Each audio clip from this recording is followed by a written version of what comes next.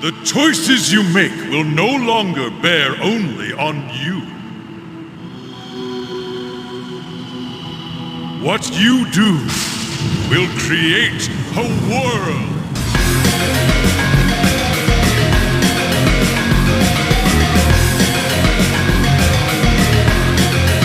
Shin Megami Tensei 4 is a Megaten game that really stands out from others. Released 10 years after Shin Megami Tensei 3 Nocturne on PS2, Shin Megami Tensei 4 found a home on the Nintendo 3DS in 2013. Released to critical and financial success, I recently completed SMT 4 after playing Nocturne and SMT 5 respectively. So, how does the game stand up to modern entries in the series, and do the changes from Nocturne work to its benefit or to its detriment? Well, if you looked at the thumbnail for this video, I think you can already figure out what I have to say about the game, but let's talk about it anyways. I do want to start out by saying that there will be some minor spoilers during the review, but I will not be covering anything too major, as I want those who have not experienced the game yet to go in with as little information about the story as possible. Also, all of the footage captured during this review was emulated through Citra using an HD texture patch so it would look pleasing to your eye. I do own the game both physically and digitally, and played it in its entirety on my new Nintendo 2DS XL, so footage that you see during the video won't necessarily reflect the final game product. Let's go ahead and get started. Sit back, relax, let's get it on. You must investigate the Unclean One's country, which is said to lie in the depths of Naraku. The story of Shin Megami Tensei 4 starts out with you as the main character, Flynn. Flynn and his friend travel to the eastern kingdom of Mikado to undergo tests to see if they can become samurai. Flynn passes the test, becomes a samurai, and meets with 3 other new recruits, Walter, Jonathan, and Isabeau. More on them later. Soon after initiation, there is a rumor of a samurai distributing cursed literature to the citizens of Mikado, causing them to turn into demons. Dubbed as the Black Samurai, Flynn, Jonathan, Walter, and Isabeau are sent to look for the Black Samurai in the depths of Naraku, an underground dungeon sprawling with demons. On their journey, the main characters discover a new world that was hidden to them, modern-day Tokyo. This is where the story really opens up and becomes its own. Modern-day Tokyo sits below Mikado and is separated by a rock ceiling. You'll travel through this modern-day Tokyo to find the Black Samurai and discover the various mysteries that the world has to offer.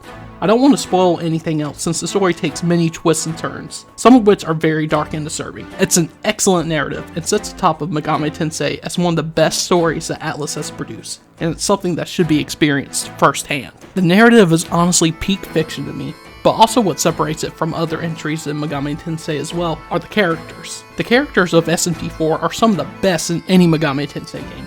Along with any other mainline SMT game, SMT4's alignment system coincides with 3 characters representing law, chaos, and neutrality. Walter represents the chaos route, as he speaks bluntly, can make brash decisions, and believes whatever he does is best. Jonathan represents law, as he wants to uphold the true way of the samurai code at all times, even when the odds are against him. Jonathan doesn't want the natural order of the current world changed, and wants everything to remain the same. Isabeau represents the neutral route.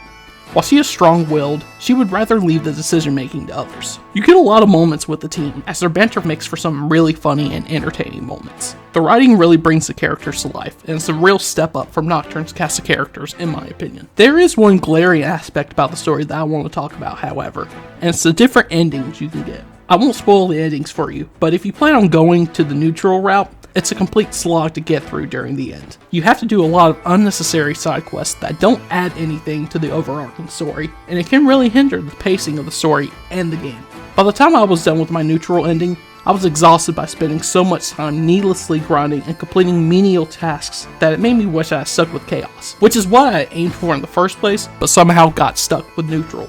Overall, the story and characters of SMT4 are all excellent, and sets the tone for an amazing 30 to 50 hours experience, depending on how you play.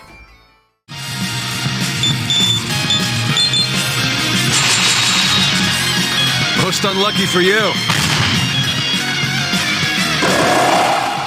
SMT4 is a turn-based 3D dungeon-crawling JRPG with 2D combat. As protagonist, you navigate Tokyo, talking to various characters that will help guide you on your journey. While navigating the world map, you go to key locations to progress the story and fight demons. SMT4 brings back the press turn battle system that was introduced in Nocturne. If you're wanting to learn more about that combat system, go check out my video above. However, if you want to dive right into the game without knowing anything about the press turn battle system, SMT4 has you covered with the most comprehensive tutorial that the SMT series has ever offered. During the first few hours of SMT4's story, you'll be taught the press turn battle system, shown how to fuse demons, and learn how to best exploit enemy weaknesses. While not needed for me, the tutorial is a much welcome addition to the game for newcomers and seasoned veterans alike. One more thing I wanted to talk about the combat though is the new smirk system. SMT4 introduced this mechanic to the press turn combat system, and it's honestly probably my least favorite part of the game. Smirks can happen in-game if you or a party member exploits an enemy's weakness, lands a critical hit, or by absorbing, nullifying, or repelling an enemy's attack. If you or your party members do one of these things mentioned, they can smirk depending on what their luck stats are. The higher the luck stat, the more often you'll smirk. In a smirk state, your stats are buffed, and any attack that tries to exploit your weakness will automatically miss. While that sounds good for you on paper, just know that the enemy can use this as well. It's not a huge deal if you know what you're doing, but SMT4 also introduces a 5th party member to your team that's completely computer controlled. This includes Walter, Jonathan, and Isabeau, who will help you at certain parts during the story. If they're allowed to join the party during the story, they're randomly selected, which gives you no control on whoever is going to be fighting in your party. If that party member attacks an enemy's strength, they can smirk and possibly wipe out your entire team with a single move, and there's not a damn thing that you can do about it. I can't tell you how many times Walter came into battle with his signature Most unlucky for you. and got his attack absorbed, leading into a smirk and getting destroyed by the enemy. I know it can seem like a small thing to some people, but it really got annoying after a while. Now, let's talk about the non-combat gameplay. SMT4 will have you traversing Naruku and Tokyo in a 3D fashion. You can walk around the world, hunt for special artifacts that you can sell from Maka, talk to NPCs, and initiate combat by striking a demon on screen before the battle starts. As you battle, you'll earn EXP to level up you and your team in a standard RPG fashion. But as your character levels up, you'll receive app points. These app points allow you to unlock special perks for you and your party members, such as extra skill slots, the ability to analyze demons, the ability to scout demons to your team, and so on. I like this new system since you can prioritize things over others. Want to gain more skill slots instead of analyzing enemies? Sure. Want to learn how to understand the different language of demon to understand what they're saying? Go right ahead. The customization is great and something that a lot of people will enjoy. Demon negotiations are back with SMT4 as a scouting app, and these talks are as randomized as ever. It can be frustrating at times when you're giving items to a demon and they just take them and disappear without joining your team. But that's Megami Tensei, baby. The demons in the world can be unpredictable, and the negotiations sure add to that feeling. One of the apps you will unlock is the Demon Fusion app. Once you unlock this, you'll be taken to the Cathedral of Shadows, a place where you can save your current demons in a compendium to summon them later. You'll also fuse different demons here, and unlike Nocturne's fusion mechanic, you can choose the skills that will be inherited by the new demon. This is such a major quality of life improvement coming from Nocturne and breathes new life into the series. One more thing I want to talk about the non-combat aspect of SMT4 is the overworld system. During the overworld system, you'll traverse Tokyo and go to different locations. However, certain sections of the map are not marked accordingly, leaving you confused as to where you can go at times. It honestly left me at some points with a sense of, I gotta go look at a guide in order to progress the story, and that didn't help the pacing either.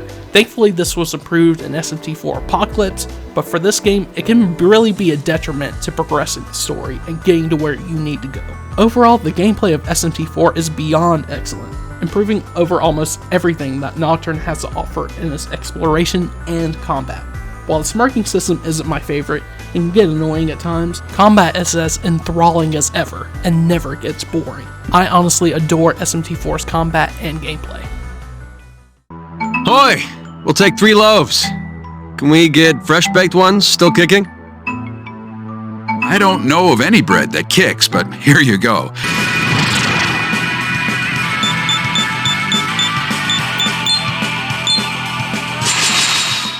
The soundtrack of Shin Megami Tensei 4 is an instant classic. Composed and arranged by Ryota Kazuka, SMT4's OST is full of memorable songs that I play almost every day in my life. The overworld theme in Tokyo is absolutely phenomenal, as my jaw dropped when I heard it the first time. Battle B2 is a boss battle theme that you'll hear in various parts of the story, including the infamous Minotaur boss fight. It gets your adrenaline going and gets you prepared for an intense battle. Other tracks such as the Cathedral Shadows theme and the Eastern Kingdom of Mikado theme fit the tone and setting of the game perfectly. It's such a banger of a soundtrack and has many catchy songs to it. In addition to the soundtrack, SMT4 contains an English sub as well. Though not every line is voice acted, the English sub is absolutely phenomenal. Each voice actor fits their characters perfectly and brings them to life. Standouts include Matthew Mercer as the voice of Walter and Orion Akaba as Jonathan. I cannot overstate how good of an effort was put into the dub, and it truly shines in-game. They gave us permission to go out too. Since the weather's so nice, why don't we breakfast outside? We invited Isabeau, but she demurred and said, "I'd rather spend it alone." As I stated before, SMT4 is a turn-based 3D dungeon crawling JRPG with 2D combat. The 3D environments can be a bit blurry at times, but you can thank the 3DS hardware for that. Overall, the atmosphere of SMT4 is one of the best I've ever played. In the Eastern Kingdom of Mikado, you really get a sense of medieval times. As you traverse the city and talk to many characters, you'll get a sense of calling this place your home. However, when you get to modern day Tokyo, everything completely changes. Tokyo has been run over by demons. What was once a sprawling city with skyscrapers and people scattered about is now a desolate, almost post-apocalyptic setting. The sun never shines as the Eastern Kingdom of Mikado is set right above Tokyo, separated by a rock ceiling. This setting gives you a sense of melancholy as the people of Tokyo now reside in underground cities to take shelter from the demons. Being in Tokyo gives you a sense of unease as you traverse the many locations it has to offer. The music that accompanies your travel really sets the tone for the world and makes it incredibly memorable, even more so than Nocturne's setting. During combat, gameplay turns into a 2D affair with demon models represented by sprites on the screen. This is a far cry from the combat of Nocturne and even modern day Megami Tensei titles, but the game does a great job of making everything look pleasing to the player. On the top screen, you'll see your enemies as 2D sprites. On the bottom screen, you'll see 2D renders of your party. Your HP and MP stats are shown there, and you pick your moves using the face buttons. I'm actually really relieved that SMT4 didn't fall into touchscreen gimmicks that other Nintendo 3DS titles at the time fell into. The menus are quick and easy to navigate, and the futuristic UI gives the game a sleek look. Overall, the presentation of SMT4 is superb. A memorable and unnerving atmosphere combined with a great UI and an interesting world to explore makes SMT4 one of the most diverse games and settings that the Megami Tensei series has to offer. There are stars below us.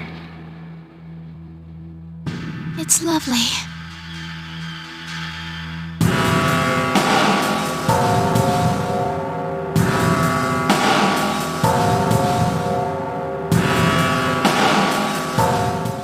Shin Megami Tensei 4 is an excellent entry into the mainline SMT series.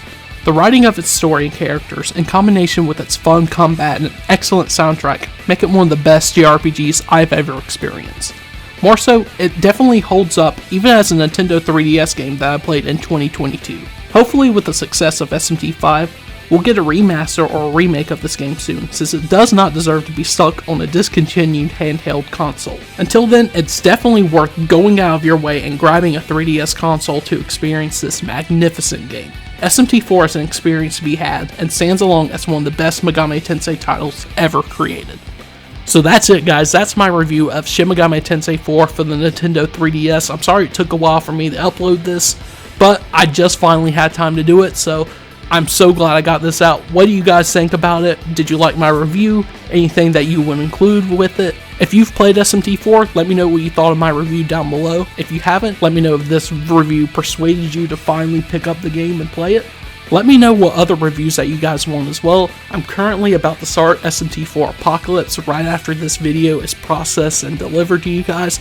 I'm really excited to start it and expect a review on that as well. Also, remember to like the video and subscribe to my channel if you haven't already. I'll see you guys on the next video. King out.